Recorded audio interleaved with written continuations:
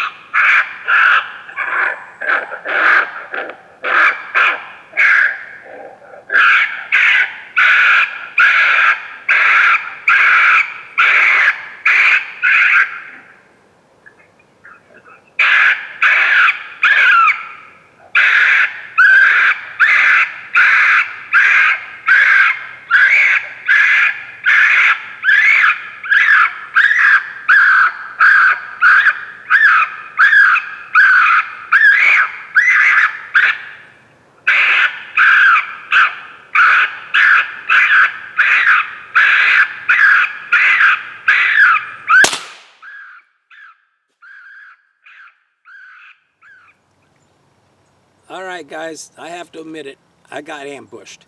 I was actually set up on 2 trees about 40 yards from here. I have 2 cameras with me today. I have one pointing at a standing tree that had a nice hole in it, and I had one standing pointed at a fallen tree that had 2 big holes in it. And I got all set up, turned the call on, ran about 2 minutes, and I heard something behind me, and I spun around, and right there was a coon sitting in a broken tree, a split tree, and sitting 10 yards behind me looking at me. And I go, oh no.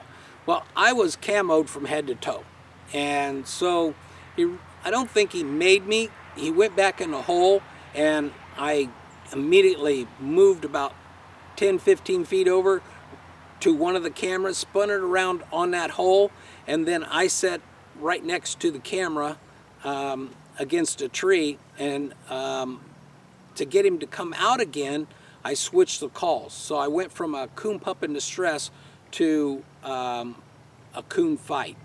And about 30 seconds later, he pops out of that hole again, starts looking around, and finally he came out of the hole. And the problem was that my gun is sighted in at 40 yards, and he was 10 yards behind me. So I wasn't really hitting where I was aiming, and that was a bummer. So it took a few shots to put him on the ground, but I got him there. And because the call had only been playing, that coon fight had only been playing, you know, less than a minute, I kept it running, and about 30 seconds later, another coon popped out and played peekaboo with me just like the first one. And, you know, finally, he went back in the hole, and I switched calls again, and I switched to a different coon pup in distress. And when I did that, you know, about 30 seconds later, he pops out, and he came far enough out of that hole that I could get a shot on him and put him on the ground. So again, because he was so darn close, it took a few shots to anchor him, but I got it done. Really wish I would have had a shotgun today, but you know, I'm hunting by myself, so all I had with me was my 22. So all I did to call these coons today was use my Primo's Alpha Dog. You know, if I only had one call to choose, I would pick the Alpha Dog over all other brands and stuff, because it has everything.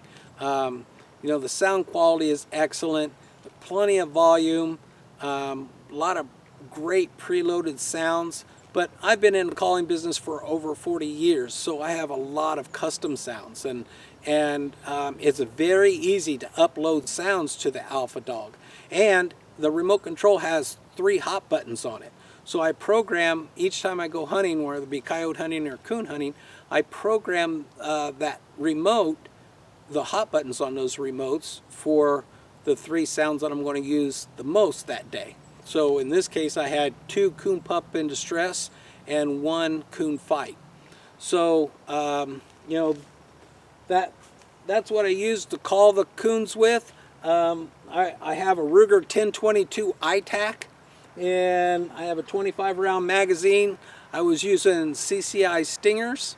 I have a True Glow 4-power scope on this gun, and that's all you need on the 22 when you're coon hunting. Don't need anything fancy. That's like a $50 scope. But you know, the results, 2 great big coons.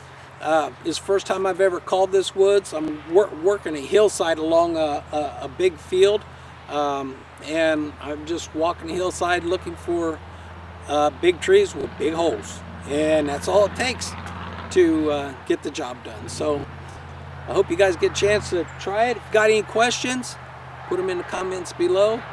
We'll see you out in the woods.